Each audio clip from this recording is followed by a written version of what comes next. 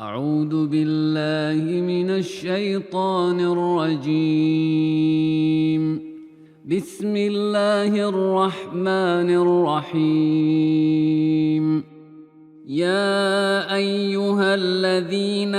آمنوا أوفوا بالعقود. أحلت لكم بهيمة الأنعام إلا ما يتلى عليكم غير محل الصيد وأنتم حرم، إن الله يحكم ما يريد. يا أيها الذين آمنوا لا تحلوا شعائر الله ولا الشهر الحرام ولا الهدي ولا القلائد ولا آمين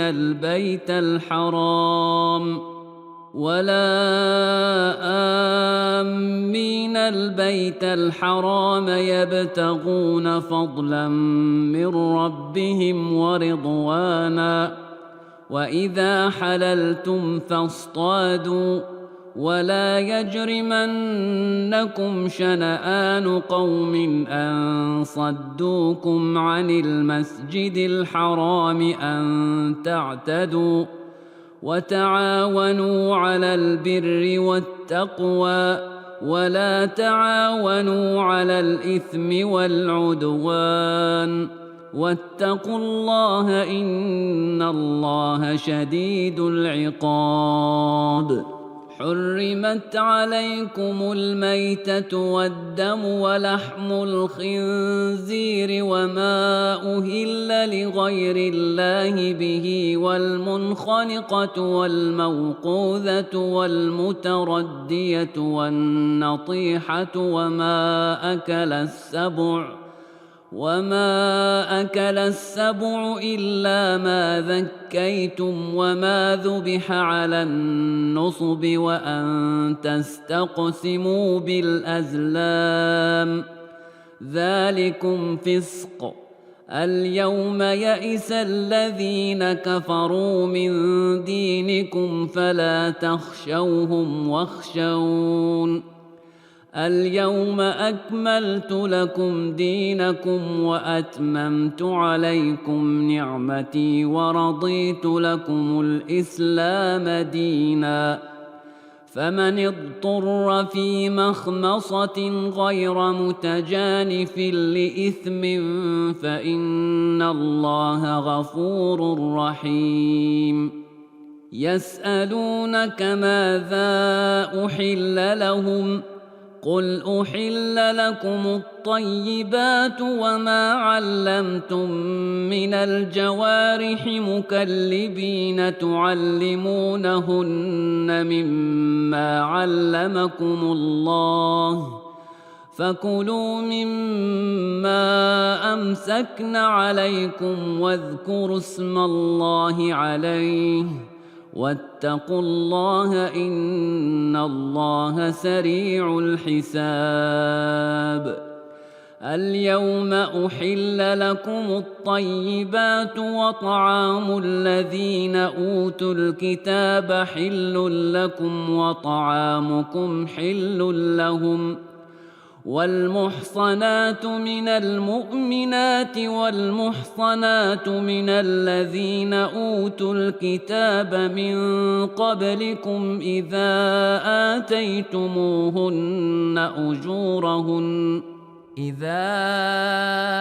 آتيتموهن أجورهن محصنين غير مسافحين ولا متخذي أخدان، ومن يكفر بالإيمان فقد حبط عمله وهو في الآخرة من الخاسرين. يا أيها الذين آمنوا إذا قمتم إلى الصلاة فاغسلوا وجوهكم وأيديكم إلى المرافق وامسحوا برؤوسكم وأرجلكم إلى الكعبين، وإن كنتم جنبا فاطهروا وإن كنتم مرضى أو على سفر أو جاء أحد منكم من الغائط أو لامستم النساء فلم تجدوا ماء فتيمموا صعيدا طيبا فامسحوا بوجوهكم وأيديكم منه ما يريد الله ليجعل عليكم من حرج ولكن يريد ليطهركم وليتم نعمته عليكم لعلكم تشكرون واذكروا نعمة الله عليكم وميثاقه الذي واثقكم به إذ قلتم سمعنا وأطعنا واتقوا الله إن الله عليم بذات الصدور يا أيها الذين آمنوا كونوا قوامين لله شهداء بالقسط ولا يجرمنكم شنآن قوم على ألا تعدلوا اعدلوا هو أقرب للتقوى واتقوا الله إن الله خبير بما تعملون وعد الله الذين آمنوا وعملوا الصالحات لهم مغفرة وأجر عظيم والذين كفروا وكذبوا بآياتنا أولئك أصحاب الجحيم يا أيها الذين آمنوا اذكروا نعمة الله عليكم إذ هم قوم أن يبسطوا إليكم أيديهم فكف أيديهم عنكم واتقوا الله وعلى الله فليتوكل المؤمنون ولقد أخذ الله ميثاق بني إسرائيل وبعثنا منهم 12 نقيبا وقال الله إني معكم لئن أقمتم الصلاة وآتيتم الزكاة وآمنتم برسلي وعزرتموهم وأقرضتم الله قرضا حسنا لأكفرن عنكم سيئاتكم ولأدخلنكم جنات تجري من تحتها الأنهار فمن كفر بعد ذلك منكم فقد ضل سواء السبيل فبما نقضهم ميثاقهم لعناهم وجعلنا قلوبهم قاسية يحرفون الكلم عن مواضعه ونسوا حظا مما ذكروا به ولا تزال تطلع على خائنة منهم إلا قليلا منهم فاعف عنهم واصفح إن الله يحب المحسنين ومن الذين قالوا إنا نصارى أخذنا ميثاقهم فنسوا حظا مما ذكروا به فأغرينا بينهم العداوة والبغضاء إلى يوم القيامة وسوف ينبئهم الله بما كانوا يصنعون يا أهل الكتاب قد جاءكم رسولنا يبين لكم كثيرا مما كنتم تخفون من الكتاب ويعفو عن كثير قد جاءكم من الله نور وكتاب مبين يهدي به الله من اتبع رضوانه سبل السلام ويخرجهم من الظلمات إلى النور بإذنه ويهديهم إلى صراط مستقيم لقد كفر الذين قالوا إن الله هو المسيح ابن مريم قل فمن يملك من الله شيئا إن أراد أن يهلك المسيح ابن مريم وأمه ومن في الأرض جميعا ولله ملك السماوات والأرض وما بينهما يخلق ما يشاء والله على كل شيء قدير وقالت اليهود والنصارى نحن أبناء الله وأحباؤه قل فلم يعذبكم بذنوبكم بل أنتم بشر ممن خلق يغفر لمن يشاء ويعذب من يشاء ولله ملك السماوات والأرض وما بينهما وإليه المصير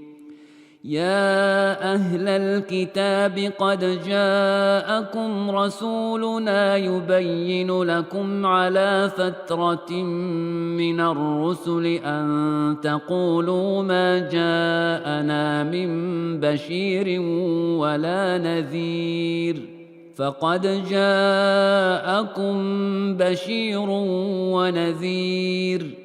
والله على كل شيء قدير وإذ قال موسى لقومه يا قوم اذكروا نعمة الله عليكم إذ جعل فيكم أنبياء وجعلكم ملوكا وآتاكم ما لم يؤت أحدا من العالمين يا قوم ادخلوا الأرض المقدسة التي كتب الله لكم ولا ترتدوا على أدباركم فتنقلبوا خاسرين قالوا يا موسى إن فيها قوما جبارين وإنا لن ندخلها حتى يخرجوا منها فإن يخرجوا منها فإنا داخلون قال رجلان من الذين يخافون أنعم الله عليهم ادخلوا عليهم الباب فإذا دخلتموه فإنكم غالبون وعلى الله فتوكلوا إن كنتم مؤمنين قالوا يا موسى إنا لن ندخلها أبدا ما داموا فيها فاذهب أنت وربك فقاتلا إنا هاهنا قاعدون قال رب إني لا أملك إلا نفسي وأخي فافرق بيننا وبين القوم الفاسقين قال فإنها محرمة عليهم 40 سنة يتيهون في الأرض فلا تأس على القوم الفاسقين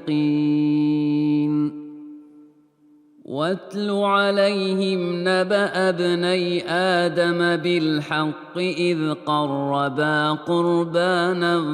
فتقبل من أحدهما ولم يتقبل من الآخر قال لأقتلنك قال إنما يتقبل الله من المتقين لئن بسطت إلي يدك لتقتلني ما أنا بباسط يدي إليك لأقتلك إني أخاف الله رب العالمين إني أريد أن تبوء بإثمي وإثمك فتكون من أصحاب النار وذلك جزاء الظالمين فطوعت له نفسه قتل أخيه فقتله فأصبح من الخاسرين فبعث الله غرابا يبحث في الأرض ليريه كيف يواري سوءة أخيه قال يا ويلتى أعجزت أن أكون مثل هذا الغراب فأواري سوءة أخي فأصبح من النادمين من أجل ذلك كتبنا على بني إسرائيل أنه من قتل نفسا بغير نفس أو فساد في الأرض فكأنما قتل الناس جميعا ومن أحياها فكأنما أحيا الناس جميعا ولقد جاءتهم رسلنا بالبينات ثم إن كثيرا منهم بعد ذلك في الأرض لمسرفون إنما جزاء الذين يحاربون الله ورسوله ويسعون في الأرض فسادا أن يقتلوا أو يصلبوا أو تقطع أيديهم وأرجلهم من خلاف أو ينفوا من الأرض ذلك لهم خزي في الدنيا ولهم في الآخرة عذاب عظيم إلا الذين تابوا من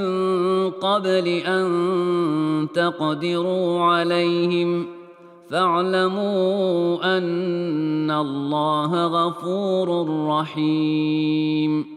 يا أيها الذين آمنوا اتقوا الله وابتغوا إليه الوسيلة وجاهدوا في سبيله لعلكم تفلحون إن الذين كفروا لو أن لهم ما في الأرض جميعا ومثله معه ليفتدوا به من عذاب يوم القيامة ما تقبل منهم ولهم عذاب أليم يريدون أن يخرجوا من النار وما هم بخارجين منها ولهم عذاب مقيم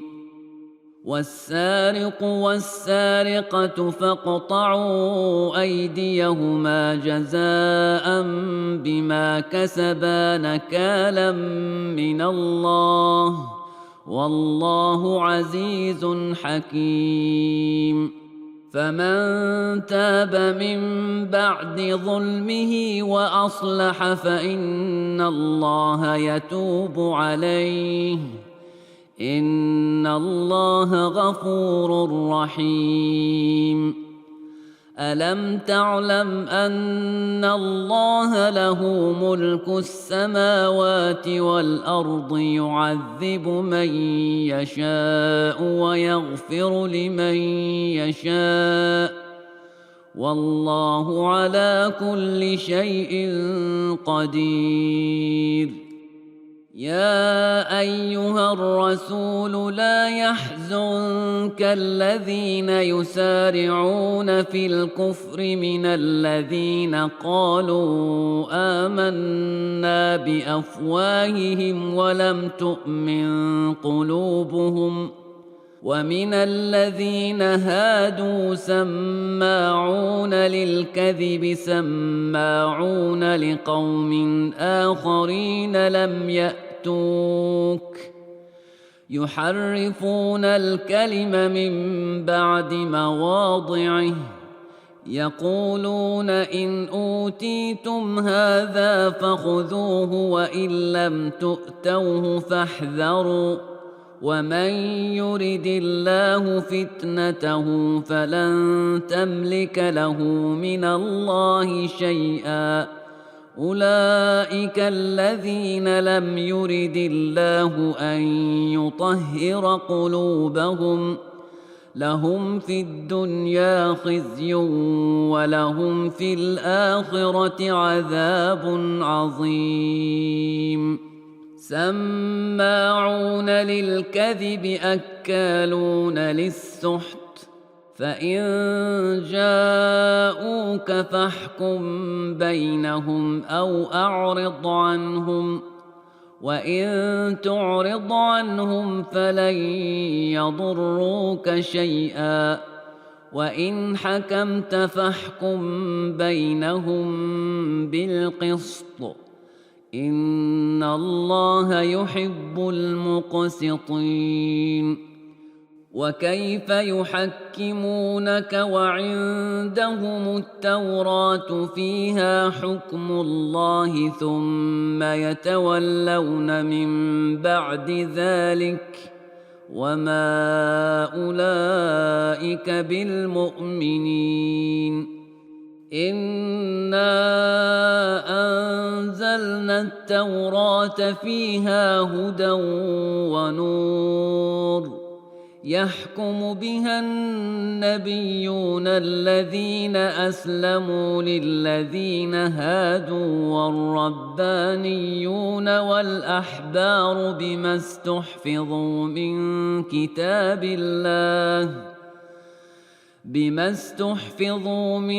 كتاب الله وكانوا عليه شهداء فلا تخشوا الناس واخشوني ولا تشتروا بآياتي ثمنا قليلا ومن لم يحكم بما أنزل الله فأولئك هم الكافرون. وكتبنا عليهم فيها أن النفس بالنفس والعين بالعين والأنف بالأنف والأذن بالأذن والسن بالسن والجروح قصاص فمن تصدق به فهو كفارة له ومن لم يحكم بما أنزل الله فأولئك هم الظالمون. وقفينا على آثارهم بعيسى ابن مريم مصدقا لما بين يديه من التوراة وآتيناه الإنجيل فيه هدى ونور ومصدقا لما بين يديه من التوراة وهدى وموعظة للمتقين. وليحكم أهل الإنجيل بما أنزل الله فيه ومن لم يحكم بما أنزل الله فأولئك هم الفاسقون. وأنزلنا إليك الكتاب بالحق مصدقا لما بين يديه من الكتاب ومهيمنا عليه فاحكم بينهم بما أنزل الله ولا تتبع أهواءهم عما جاءك من الحق لكل جعلنا منكم شرعة ومنهاجا ولو شاء الله لجعلكم أمة واحدة ولكن ليبلوكم فيما آتاكم فاستبقوا الخيرات إلى الله مرجعكم جميعا فينبئكم بما كنتم فيه تختلفون وأن احكم بينهم بما أنزل الله ولا تتبع أهواءهم واحذرهم أن يفتنوك عن بعض ما أنزل الله إليك فإن تولوا فاعلم أنما يريد الله أن يصيبهم ببعض ذنوبهم وإن كثيرا من الناس لفاسقون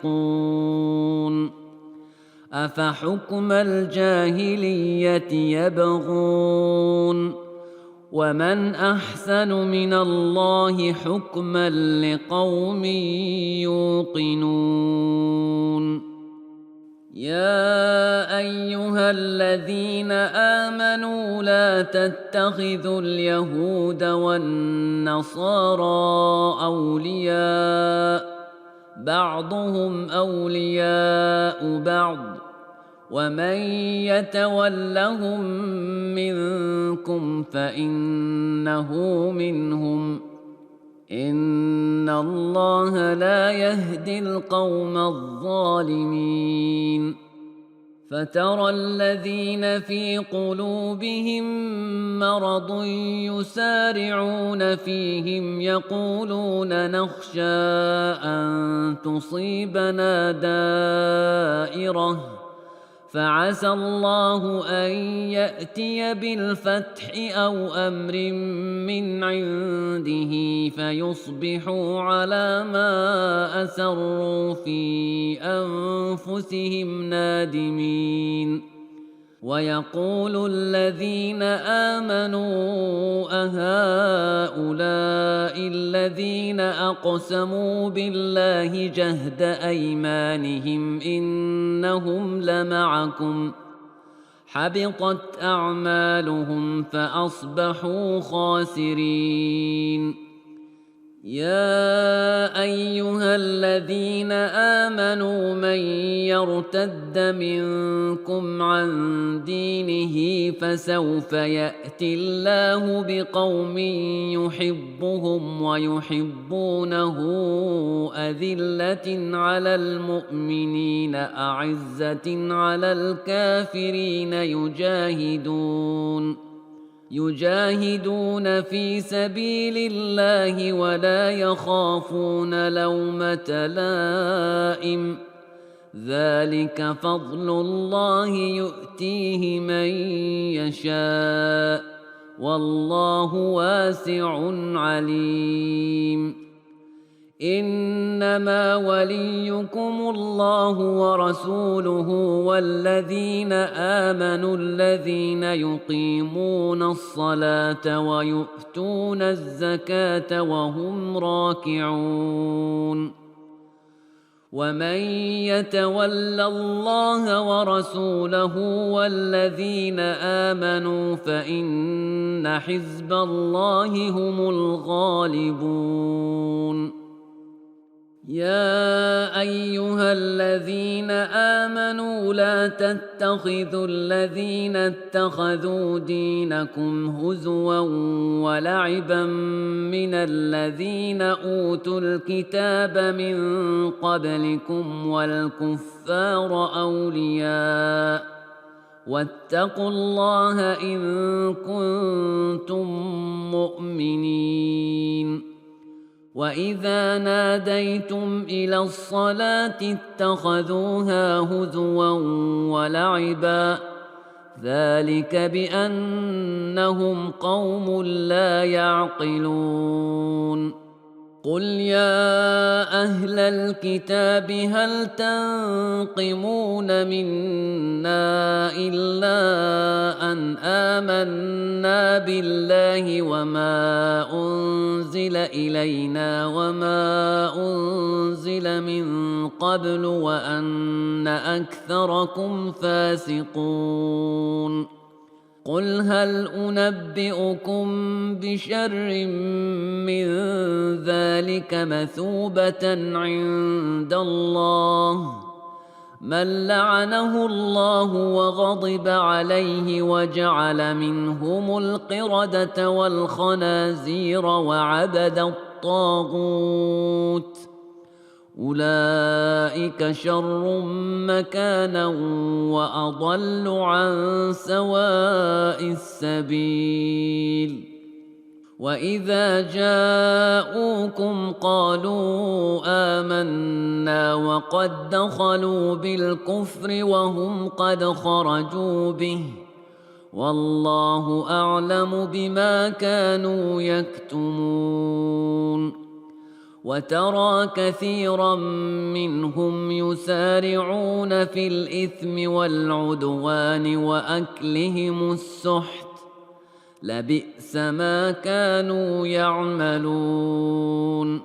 لولا ينهاهم الربانيون والأحبار عن قولهم الإثم وأكلهم السحت لبئس ما كانوا يصنعون. وقالت اليهود يد الله مغلولة غلت أيديهم ولعنوا بما قالوا بل يداه مبسوطتان ينفق كيف يشاء وليزيدن كثيرا منهم ما أنزل إليك من ربك طغيانا وكفرا وألقينا بينهم العداوة والبغضاء إلى يوم القيامة كلما أوقدوا نارا للحرب أطفأها الله ويسعون في الأرض فسادا والله لا يحب المفسدين. ولو أن أهل الكتاب آمنوا واتقوا لكفرنا عنهم سيئاتهم ولأدخلناهم جنات النعيم. ولو أنهم أقاموا التوراة والإنجيل وما أنزل إليهم من ربهم لأكلوا من فوقهم ومن تحت أرجلهم منهم أمة مقتصدة وكثير منهم ساء ما يعملون. يا أيها الرسول بلغ ما أنزل إليك من ربك وإن لم تفعل فما بلغت رسالته والله يعصمك من الناس إن الله لا يهدي القوم الكافرين. قل يا أهل الكتاب لستم على شيء حتى تقيموا التوراة والإنجيل وما أنزل إليكم من ربكم وليزيدن كثيرا منهم ما أنزل إليك من ربك طغيانا وكفرا فلا تأس على القوم الكافرين إن الذين آمنوا والذين هادوا والصابئون والنصارى من آمن بالله واليوم الآخر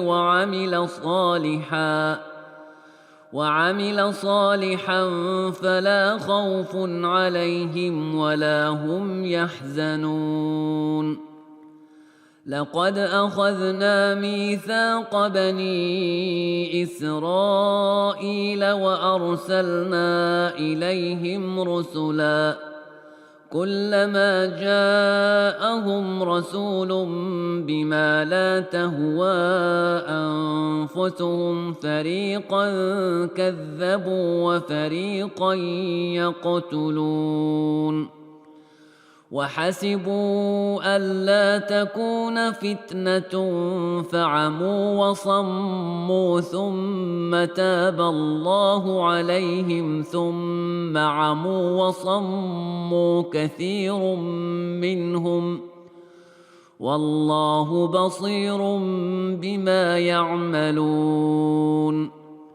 لقد كفر الذين قالوا إن الله هو المسيح ابن مريم وقال المسيح يا بني إسرائيل اعبدوا الله ربي وربكم إنه من يشرك بالله فقد حرم الله عليه الجنة ومأواه النار وما للظالمين من أنصار لقد كفر الذين قالوا إن الله ثالث ثلاثة وما من إله إلا إله واحد وإن لم ينتهوا عما يقولون ليمسن الذين كفروا منهم عذاب أليم أفلا يتوبون إلى الله ويستغفرونه والله غفور رحيم ما المسيح ابن مريم إلا رسول قد خلت من قبله الرسل وأمه صديقة كانا يأكلان الطعام انظر كيف نبين لهم الآيات ثم انظر أنا يؤفكون قل أتعبدون من دون الله ما لا يملك لكم ضرا ولا نفعا والله هو السميع العليم قل يا أهل الكتاب لا تغلوا في دينكم غير الحق ولا تتبعوا أهواء قوم قد ضلوا من قبل وأضلوا كثيرا وضلوا عن سواء السبيل لعن الذين كفروا من بني إسرائيل على لسان داود وعيسى بن مريم ذلك بما عصوا وكانوا يعتدون كانوا لا يتناهون عن منكر فعلوه لبئس ما كانوا يفعلون ترى كثيرا منهم يتولون الذين كفروا لبئس ما قدمت لهم أنفسهم أن سخط الله عليهم وفي العذاب هم خالدون ولو كانوا يؤمنون بالله والنبي وما أنزل إليه ما اتخذوهم أولياء ولكن كثيرا منهم فاسقون. لتجدن أشد الناس عداوة للذين آمنوا اليهود والذين أشركوا ولتجدن أقربهم مودة للذين آمنوا الذين قالوا إنا نصارى ذلك بأن منهم قسيسين ورهبانا وأنهم لا يستكبرون. وإذا سمعوا ما أنزل إلى الرسول ترى أعينهم تفيض من الدمع مما عرفوا من الحق يقولون ربنا آمنا فاكتبنا مع الشاهدين. وما لنا لا نؤمن بالله وما جاءنا من الحق ونطمع أن يدخلنا ربنا مع القوم الصالحين. فأثابهم الله بما قالوا جنات تجري من تحتها الأنهار خالدين فيها وذلك جزاء المحسنين. والذين كفروا وكذبوا بآياتنا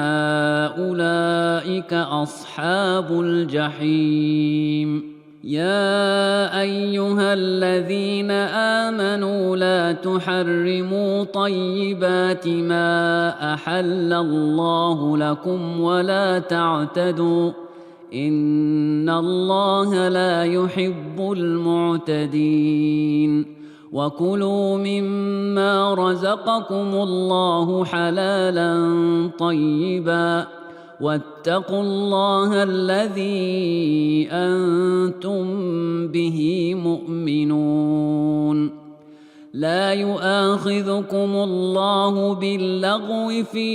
أيمانكم ولكن يؤاخذكم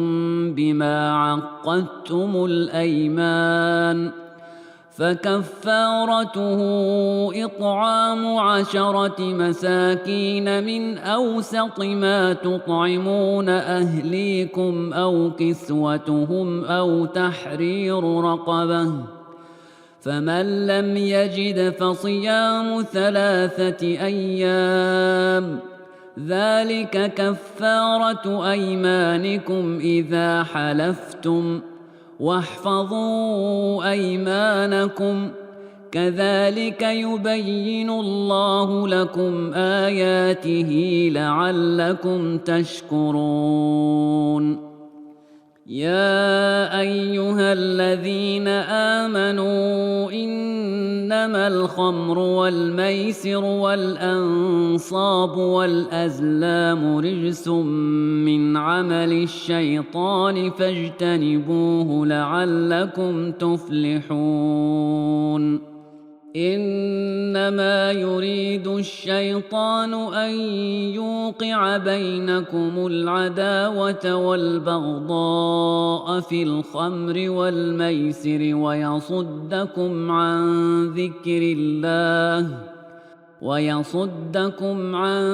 ذكر الله وعن الصلاة فهل أنتم منتهون. وأطيعوا الله وأطيعوا الرسول واحذروا فإن توليتم فاعلموا أنما على رسولنا البلاغ المبين. ليس على الذين آمنوا وعملوا الصالحات جناح فيما طعموا إذا ما اتقوا وآمنوا وعملوا الصالحات ثم اتقوا ثم اتقوا وآمنوا ثم اتقوا وأحسنوا والله يحب المحسنين.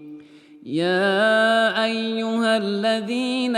آمنوا ليبلونكم الله بشيء من الصيد تناله أيديكم ورماحكم ليعلم الله من يخافه بالغيب، فمن اعتدى بعد ذلك فله عذاب أليم. يا أيها الذين آمنوا لا تقتلوا الصيد وأنتم حرم، ومن قتله منكم متعمدا فجزاء مثل ما قتل من النعم يحكم به ذوى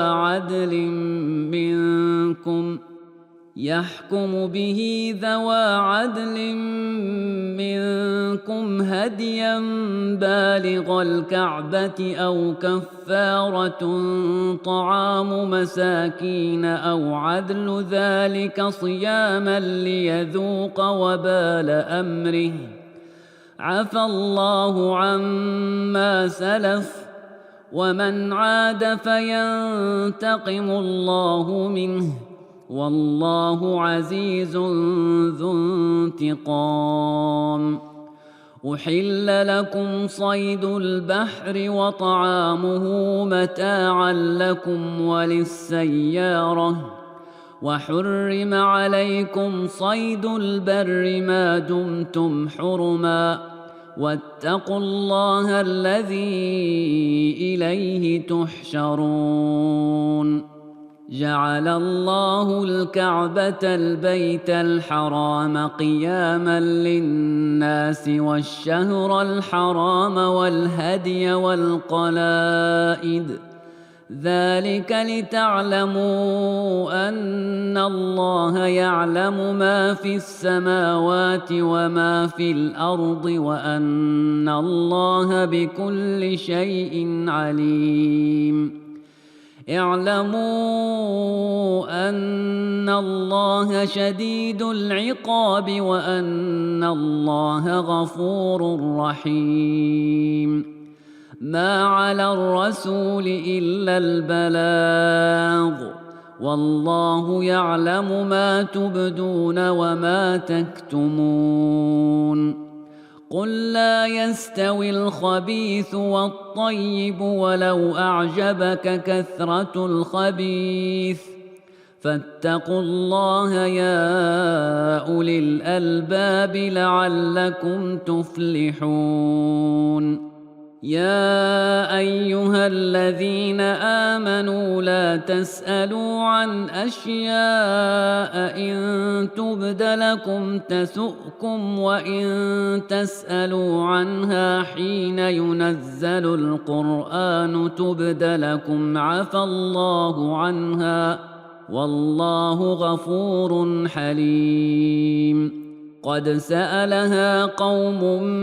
من قبلكم ثم أصبحوا بها كافرين.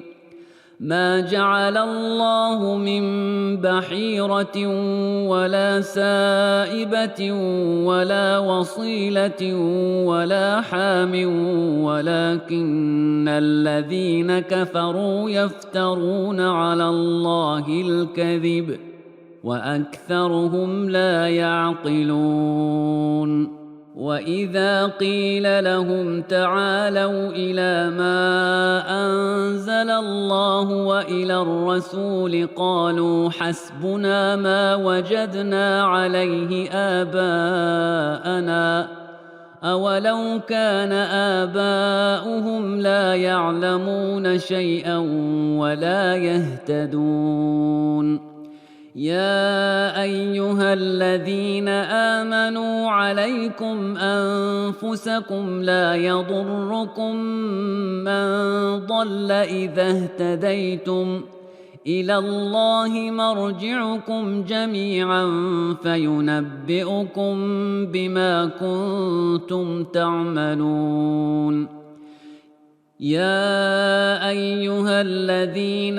آمنوا شهادة بينكم إذا حضر أحدكم الموت حين الوصية اثنان ذوى عدل منكم أو آخران من غيركم إن أنتم ضربتم في الأرض فأصابتكم مصيبة الموت تحبسونهما من بعد الصلاة فيقسمان بالله إن ارتبتم لا نشتري به ثمنا ولو كان ذا قربى ولا نكتم شهادة الله إنا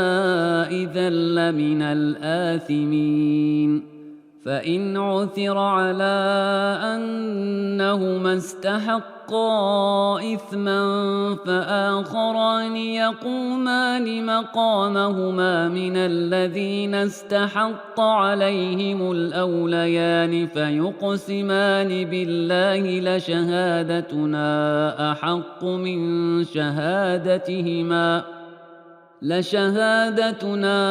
أحق من شهادتهما وما اعتدينا إنا إذا لمن الظالمين. ذلك أدنى أن يأتوا بالشهادة على وجهها أو يخافوا أن ترد أيمان بعد أيمانهم واتقوا الله واسمعوا والله لا يهدي القوم الفاسقين. يوم يجمع الله الرسل فيقول ماذا أجبتم قالوا لا علم لنا إنك أنت علام الغيوب. إذ قال الله يا عيسى ابن مريم اذكر نعمتي عليك وعلى والدتك إذ أيدتك بروح القدس تكلم الناس في المهد وكهلا وإذ علمتك الكتاب والحكمة والتوراة والإنجيل وإذ تخلق من الطين كهيئة الطير بإذني فتنفخ فيها فتكون طيرا بإذني وتبرئ الأكمه والأبرص بإذني وإذ تخرج الموتى بإذني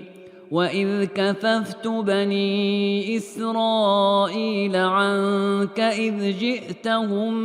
بالبينات فقال الذين كفروا منهم إن هذا إلا سحر مبين. وإذ أوحيت إلى الحواريين أن آمنوا بي وبرسولي قالوا آمنا واشهد بأننا مسلمون.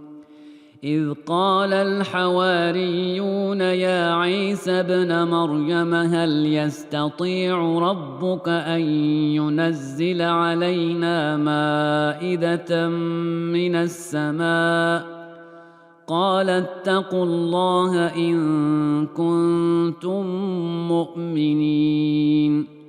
قالوا نريد أن نأكل منها وتطمئن قلوبنا ونعلم أن قد صدقتنا ونكون عليها من الشاهدين. قال عيسى ابن مريم اللهم ربنا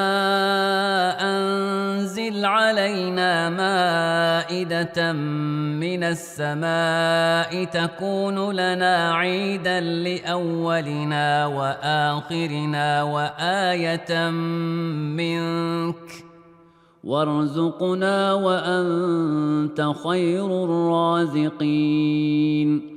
قال الله إني منزلها عليكم فمن يكفر بعد منكم فإني أعذبه عذابا لا أعذبه أحدا من العالمين. وإذ قال الله يا عيسى ابن مريم أأنت قلت للناس اتخذوني وأمي إلهين من دون الله قال سبحانك ما يكون لي أن أقول ما ليس لي بحق إن كنت قلته فقد علمته تعلم ما في نفسي ولا أعلم ما في نفسك إنك أنت علام الغيوب. ما قلت لهم إلا ما أمرتني به أن اعبدوا الله ربي وربكم وكنت عليهم شهيدا ما دمت فيهم فلما توفيتني كنت أنت الرقيب عليهم وأنت على كل شيء شهيد. إن تعذبهم فإنهم عبادك وإن تغفر لهم فإنك أنت العزيز الحكيم. قال الله هذا يوم ينفع الصادقين صدقهم لهم جنات تجري من تحتها الأنهار خالدين فيها أبدا رضي الله عنهم ورضوا عنه ذلك الفوز العظيم. لله ملك السماوات والأرض وما فيهن وهو على كل شيء قدير.